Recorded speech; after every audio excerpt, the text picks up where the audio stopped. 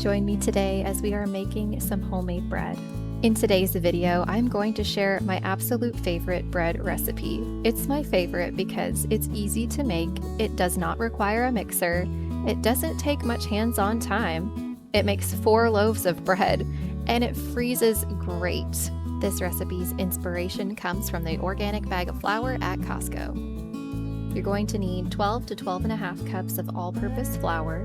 You can also choose to sub some of the all-purpose flour for whole wheat flour. 4 cups of warm water, 3 tablespoons of yeast, a half cup of honey or sugar, a half cup of olive oil or vegetable oil, plus some for oiling, 2 tablespoons of salt, and some butter or oil to grease the bread pan. Warm your 4 cups of water to about 100 to 110 degrees Fahrenheit.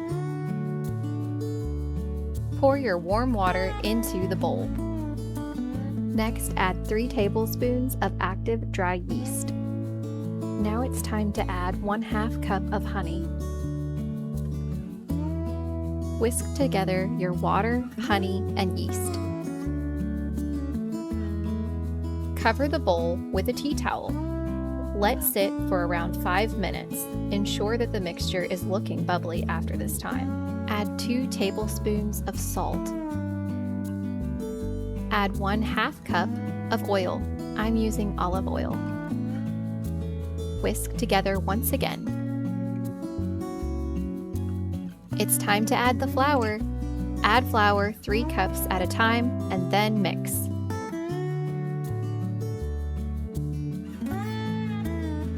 Continue this process until you've reached about 12 to 12.5 cups of flour. You may need a little more, so just keep an eye on it. This bread recipe is an absolute favorite of mine because it is easy and you don't need a mixer. I've tried many other bread recipes in the past, but I just keep coming back to this one because it just really is simple. I like to get my dough started pretty early in the morning, and that way I am finished making my bread well before lunchtime. However, on this particular day, I started a little later in the morning, and I was able to still get my bread done in a pretty reasonable amount of time. The dough should be sticky but manageable. Dump the dough onto a lightly floured surface, or use some of the flour that is inevitably at the bottom of your bowl. Set the empty bowl aside to use after kneading. This will take some muscle, but knead for around 6 to 8 minutes. If you've made it this far in the video, I just want to thank you for taking the time to watch this video. There's still more to come here for today, but I just wanted to take a moment to thank you for taking the time to watch my video. I am making content all about intentional homemaking, Christian homemaking, intentional living, and learning new kitchen and homestead skills. So if you're interested in that, be sure to stick around. Now back to our recipe. Roll the dough into a ball.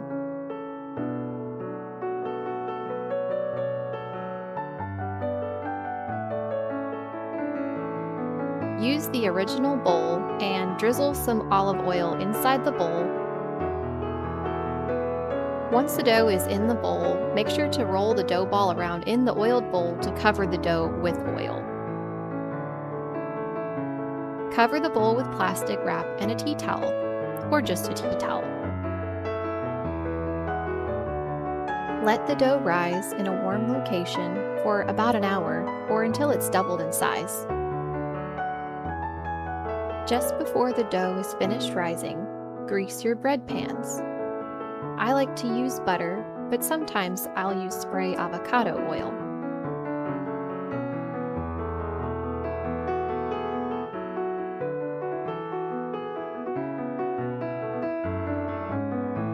Remove the towel and plastic wrap from the bowl.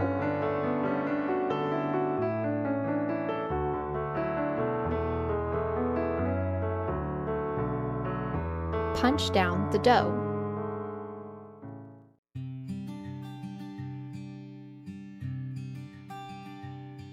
Dump the dough onto a lightly floured surface.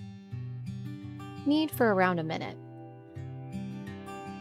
During the downtime when I am making bread and waiting for the bread to rise, I like to do tasks around the kitchen just to make sure that I don't get too distracted on other tasks throughout the house. So maybe I'm doing dishes or sweeping up or wiping counters. Divide the dough into 4 equal parts. I use a bench scraper to do this, but a knife would work too.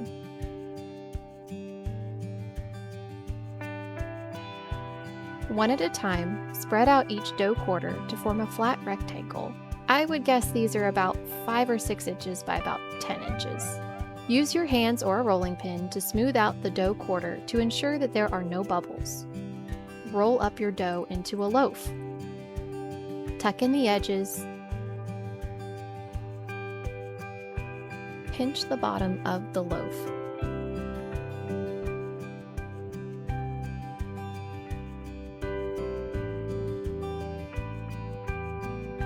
Repeat the process for the rest of the dough quarters.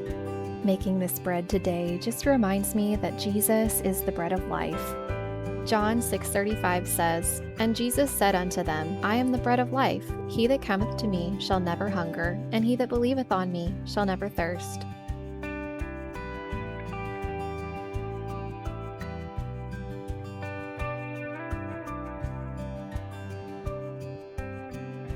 Put your loaves in the greased bread pans. Cover the bread pans.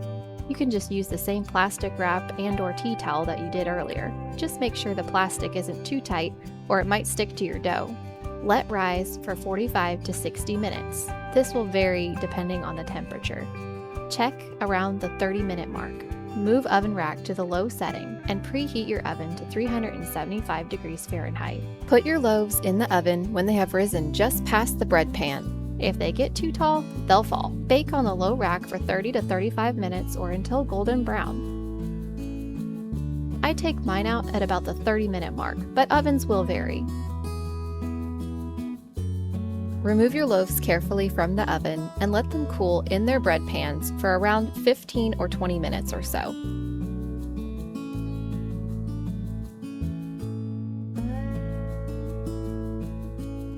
If you prefer, you can also spread some butter on your loaves as soon as they come out of the oven. I only did this for one of my loaves this time, but it is so delicious.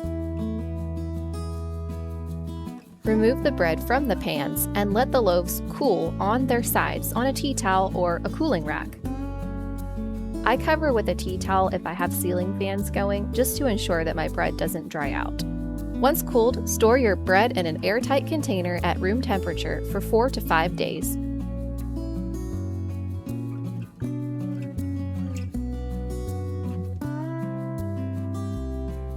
Use a bread knife to cut the bread. Making your slices consistent will come as you get the hang of it. If you get some slices that are too thick, don't worry about it. These too thick slices are amazing for French toast or garlic bread. If you're freezing, I recommend freezing the whole loaf of bread, not cut. To use your bread, just thaw it out overnight. I like to keep out one loaf and freeze the rest. That way, if I'm not able to make bread one week, I have loaves ready in the freezer. Thank you so much for taking the time to watch this video today. I hope that it was helpful to you and that you enjoy making bread just as much as I do.